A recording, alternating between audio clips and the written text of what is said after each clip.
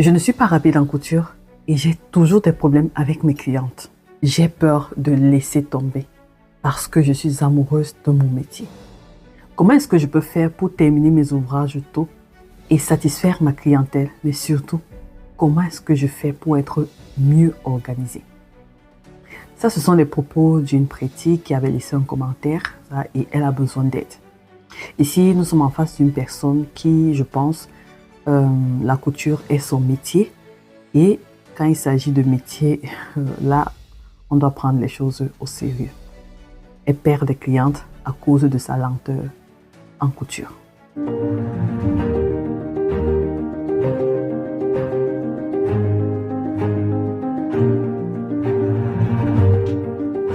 J'espère que vous allez bien. Alors, je suis très heureuse de vous retrouver aujourd'hui pour une nouvelle vidéo. Hero Motive, ici on se motive, ici on s'encourage entre nous, ici on partage des tips pour améliorer nos projets de couture, pour continuer à aller de l'avant parce que cette couture, c'est au fur et à mesure que je baigne à l'intérieur, je me rends compte que ce n'est pas facile. Cette thématique m'interpelle également parce que je ne suis pas très rapide en couture. Je peux dire que je suis aussi lente. J'ai la lenteur de la tortue en couture tout simplement parce que je ne coupe pas tout le temps. Donc, cette thématique me parle également. Je suis en train de travailler, donc je vais faire la vidéo en même temps. C'est normal de se sentir débordé en couture, surtout lorsqu'on a une clientèle à satisfaire. Ça peut être gênant. J'ai ma lampe là qui tape là tout le temps. Comment est-ce qu'on peut y remédier, surtout pour le cas de la prêtie? Il faudrait déjà commencer par analyser ton processus de travail, c'est-à-dire il faudra noter chaque étape de couture. Sincèrement, chaque étape de ton projet de couture, par exemple, de la prise des mensurations en passant par le tracé du patron, si est-ce que tu traces tes patrons avant de les coudre jusqu'à la confection, quoi. Donc, la coupe sur le tissu et la couture, les finitions, vraiment, toutes tes étapes doivent être connues, en fait. Et moi, je pense que par écrit, c'est mieux si déjà on n'est pas habitué.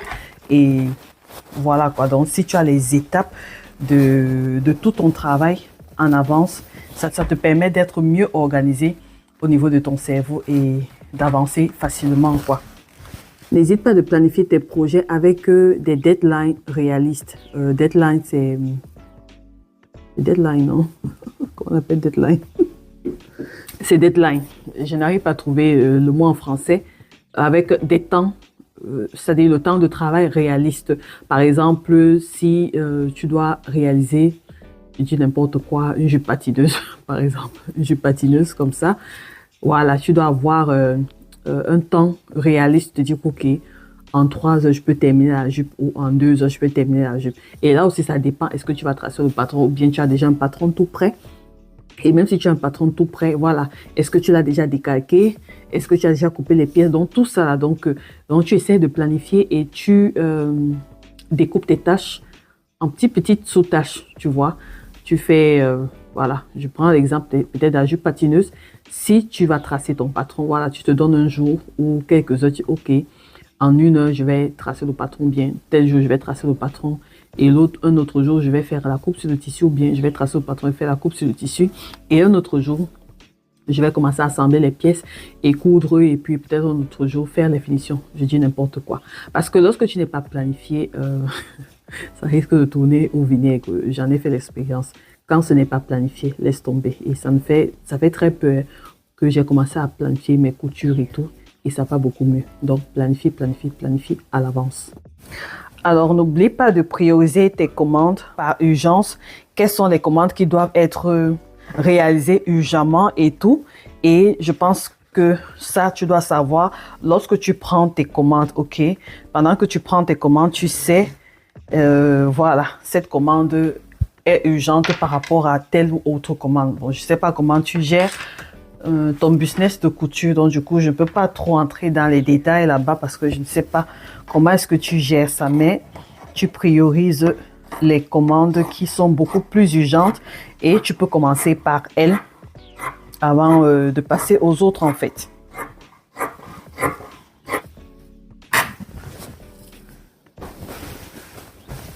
Il faut également organiser ton espace de travail. Il faudrait que ton espace de travail soit fonctionnel pour travailler parce que ça, c'est aussi une cause de la lenteur dans la couture. Lorsque ton espace de travail n'est pas fonctionnel, c'est-à-dire quoi?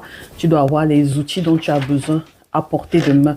Si tu auras besoin d'une règle, par exemple, pour tracer ton patron ou alors des ciseaux pour couper le tissu, tout doit être à portée de main.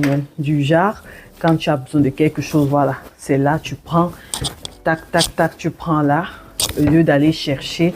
S'il faut prendre, par exemple, la crête ailleurs, tu l'as déjà là, les épingles. Je me rends compte que je n'ai pas les épingles à côté de moi. Donc, tu te rassures que tu as tes épingles à côté. Bref, tu as tout à portée des mains. Donc, là, par exemple, je m'apprête à réaliser la coupe sur le tissu. J'ai mes patrons qui sont là. C'est au sol, mais c'est là à côté. Je vais les prendre et je vais poser directement et je vais commencer ma coupe. J'ai ma crête ailleurs, j'ai la règle, j'ai les épingles et je peux directement passer à la coupe. Parce que moins tu as des choses à ta portée, plus ça va te prendre le temps de chercher. Et parfois, tu ne sais même plus où se trouve tel et autre. C'est compliqué. Pour l'organisation, je pense que je ferai une autre vidéo pour l'organisation parce que moi-même, je suis en train de changer mon organisation quand je parlais de matériel. Parce que j'ai certains endroits où je sais, ici, il y a ça. Ici, il y a les patrons de couture. Ici, il y a les anciens patrons de couture. Ici, il y a les cahiers de couture. Ici, il y a les tissus. Il y a tel type de tissu et ainsi de suite. Ça aide quand même. Alors, n'hésite pas aussi de réaliser les coutures en série, c'est-à-dire les techniques de couture sur tes vêtements qui sont similaires. N'hésite pas de les réaliser ensemble. Je prends un peu le cas peut-être de 2 vêtements que tu dois réaliser. On va dire, qu'est-ce que je peux prendre là? On va sur le cas des fronces par exemple. Peut-être je veux réaliser une robe cabas qui aura des fronces et je dois aussi réaliser peut-être une jupe froncée, quelque chose comme ça, voilà. Le cabas, la robe cabas et peut-être j'ai aussi une commande sur une jupe froncée. Je peux faire ces 2 tâches ensemble parce qu'elles se ressemblent. Donc ça fait du genre, on va coudre un peu en série. Soit j'ai 2 robes cabas, voilà, soit j'ai 2 commandes de robes cabas que je dois réaliser. Voilà, la partie où je dois froncer, je vais froncer les 2 pièces en même temps. Les pièces qui se ressemblent là, je vais les coudre en même temps. Donc, ça fera en sorte que tu gagnes en temps au niveau de tes coutures. En fait, lorsque tu réalises tes coutures en série, ça te permet de ne pas passer sur les mêmes techniques de couture 2 fois ou 10 fois. Donc, c'est la même technique. Tu y vas une fois et c'est bon en fait. Donc, n'hésite pas également à utiliser des gabarits. Si tu as l'habitude de faire certains modèles tout le temps, n'hésite pas à utiliser des gabarits. Je prends un peu le cas, par exemple, d'une robe cabas. Tu sais déjà que pour une robe cabas, tu y vas avec un patron de corsage de base, par exemple sans pince. Voilà, tu vas utiliser les gabarits et ces gabarits vont te permettre à chaque fois. Et si tu as l'habitude de faire, par exemple, des modèles similaires, voilà, tu as tes gabarits qui sont prêts. Et ce sont ces gabarits que tu vas utiliser tout le temps. Ça te permet de gagner en temps et ne plus dessiner la même chose tout le temps. Et si tu as des clientes aussi qui ont l'habitude de revenir, tu as leur gabarit, surtout si une cliente fait du sur-mesure, par exemple, elle vient chez toi pour réaliser des vêtements sur mesure, tu te rassures d'abord de réaliser son gabarit. Et quand tu as son gabarit, pour celles qui utilisent des patrons en papier, moi je réaliserai un gabarit de ma cliente que je garderai et c'est ce gabarit que j'utiliserai pour faire des transformations par rapport au modèle qu'elle veut. Au lieu de que à chaque fois elle vient, je retrace le patron de A à Z par rapport à un modèle différent qu'elle veut. Donc il y a ça. Et concernant les gabarits de patron de corsage de base, je propose des gabarits sans pince avec plusieurs tailles pour ceux qui veulent réaliser des patrons avec plusieurs tailles. Tout est dans la barre de description. N'hésitez pas à vous le procurer. Que ce soit le gabarit de corsage de base ou alors de jupe de base, tout est dans la description. Avec ces gabarits, on a plusieurs tailles, de la taille 32 à la taille 62. Donc ça fait en sorte que voilà, tu crées ta petite collection de vêtements là au calme. Tout est dans la barre de description. Voilà. Alors, il faut aussi penser à améliorer ses compétences. C'est très important parce que une des choses que j'ai remarqué, si je couds très lentement, c'est parce que je ne maîtrise pas une compétence dont je ne suis pas encore habile par rapport à peut-être une technique de couture, donc du coup, je fais lentement, j'hésite beaucoup, j'ai peur de rater. Il y a toutes ces choses-là. Donc, améliore tes compétences en couture, surtout les techniques de couture. Je vais prendre par exemple le cas. Bon, il y a le patronage, il y a la couture, c'est un peu mélangé, mais que ce soit l'un ou l'autre, si tu ne maîtrises pas encore une technique, ça va te prendre beaucoup plus de temps de la faire que si tu la maîtrisais. Mais pourtant, si tu la maîtrises, voilà, tu exécutes le truc beaucoup plus rapidement, tu vois. Donc, il y a ça. Et si, pour le cas de la pratique qui est couturière, c'est son métier, je pense que quand tu prends les commandes des modèles, il faut t'assurer que les commandes que tu prends, que ce sont des modèles que tu maîtrises. Parce que j'ai eu à avoir des prêtis, par exemple, qui venaient dans mon inbox. Ça faisait quand même longtemps. Je pense il y a 2 ou 3 ans. Ah, Hiro, s'il te plaît, est-ce que tu peux m'aider à faire la coupe de ceci?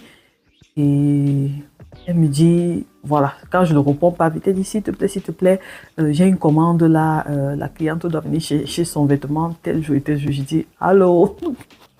Donc, là, tu prends une commande, tu ne maîtrises même pas le modèle. Est-ce qu'on fait ça? En même temps, je comprends que ce n'est pas facile quand on cherche l'argent.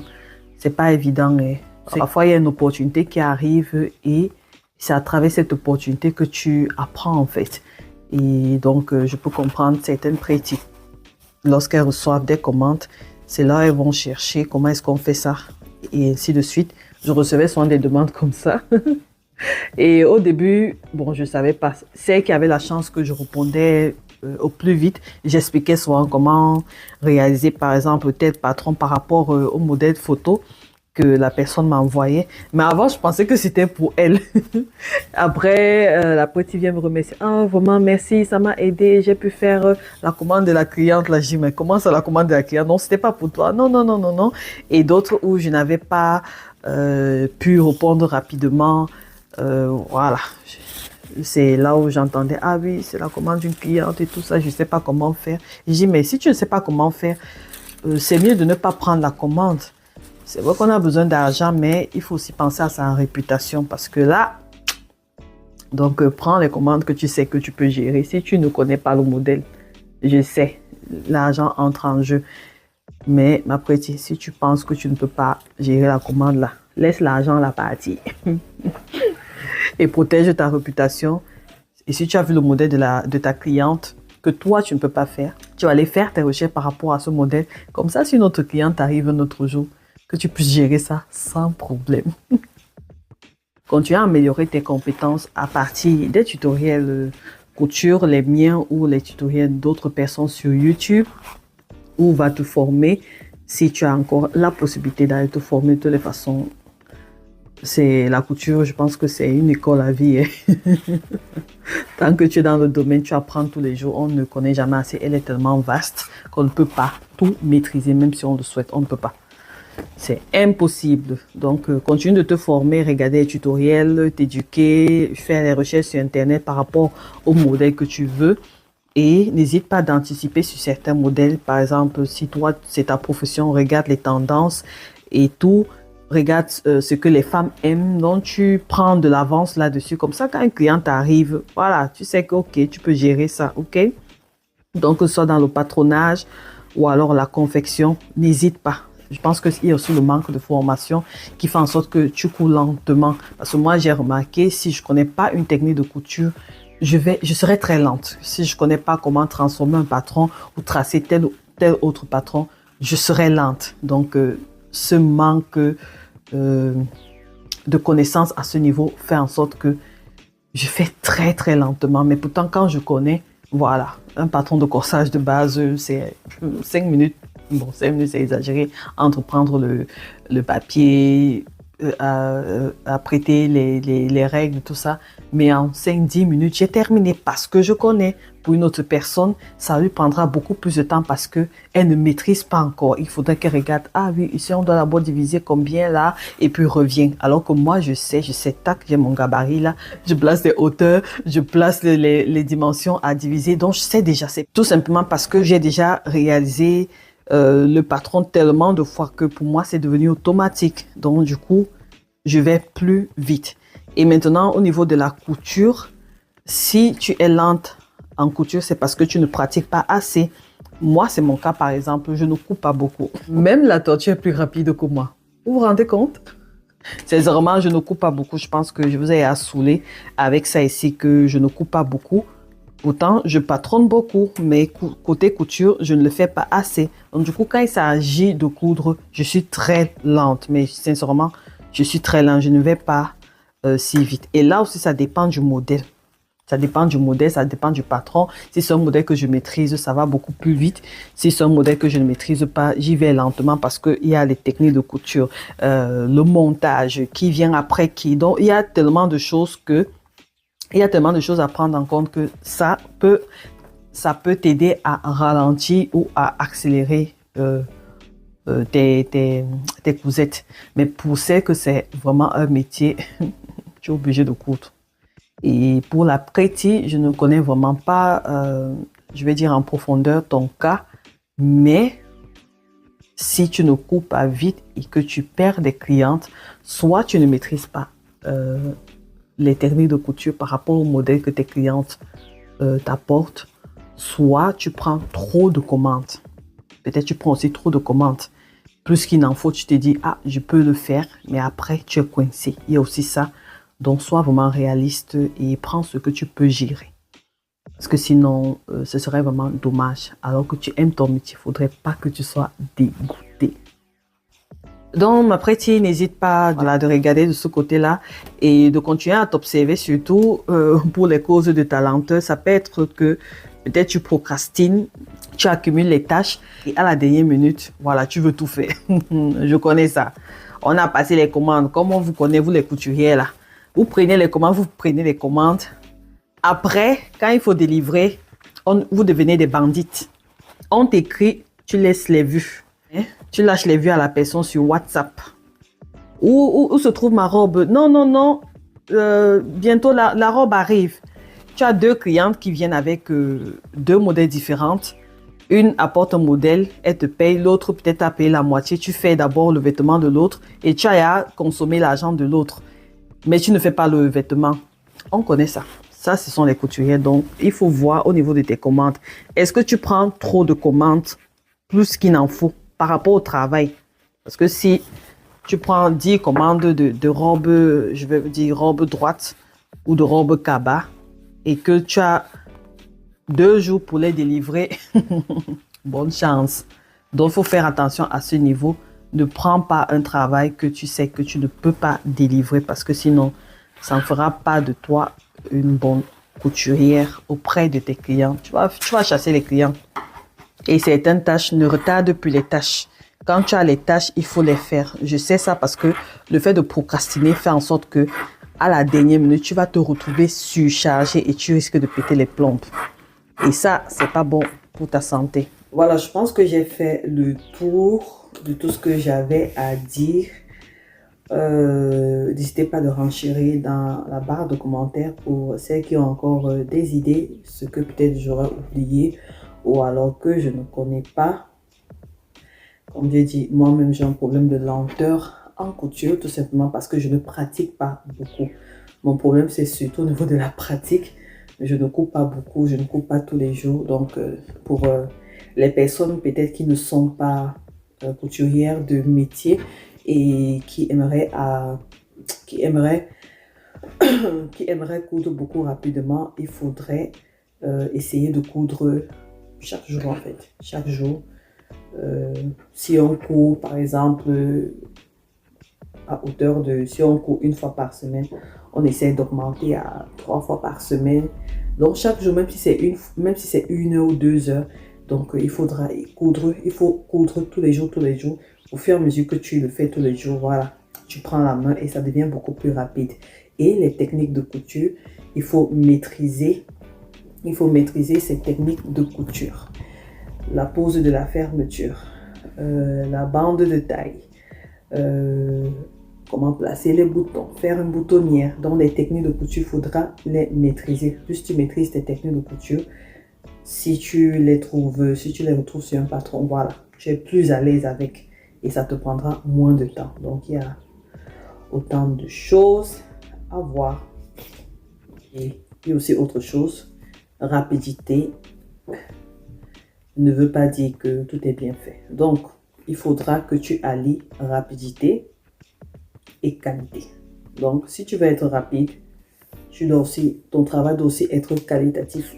Parce que si ce n'est que rapide, nous tout on peut être rapide, hein, mais est-ce que c'est là, ça sera la qualité? Est-ce que tes finitions seront bien faites? Est-ce que. Donc, rapidité et qualité. Il faudrait que tu aies également un travail qualitatif. Donc pour la Pretty là, soit tu vas diminuer tes clientes et avoir une clientèle qui sera de qualité, où tu vas proposer tes services, mais qui seront de qualité. Tu vas prendre le temps de confectionner leurs vêtements. Mais si tu veux la quantité, tu veux la rapidité, et si tu te retrouves dans tout ce que j'ai cité là, si tu as les lacunes sur les techniques de couture, ou bien au niveau du patronage, ce sera très difficile pour toi de faire du bon travail. Et moi, je prône pour le bon travail. Pas de travail mal fait, pardon. Faut pas gâter ton nom. Voilà mes petits, je pense que maintenant, je vais vous laisser. Donc, c'était un plaisir de faire cette vidéo. Si vous ne me voyez pas, c'est que je suis au quartier. Je suis au quartier en train de me former.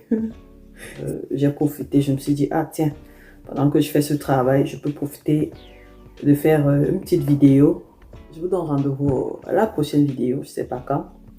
D'ici là, restez en santé, restez en paix, restez créatifs et surtout que Dieu vous bénisse.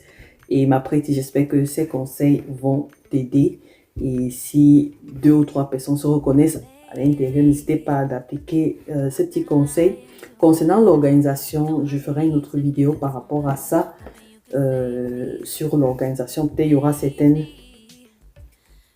tips qui reviendront, mais pour l'organisation, je ferai une autre vidéo par rapport à ça, pour celles qui ont du mal à s'organiser avec cette couture-ci.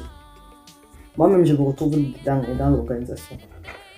Moi-même, je me cherche, mes petits. C'est pour ça que j'ai dit, s'il y a des personnes qui ont des conseils, n'hésitez pas. Nous sommes là pour le partage. Je ne connais pas tout. Donc, bon, je vous laisse maintenant. Portez-vous bien et à la prochaine vidéo. Bisous. Bye bye. Bref, moi, je continue mon travail.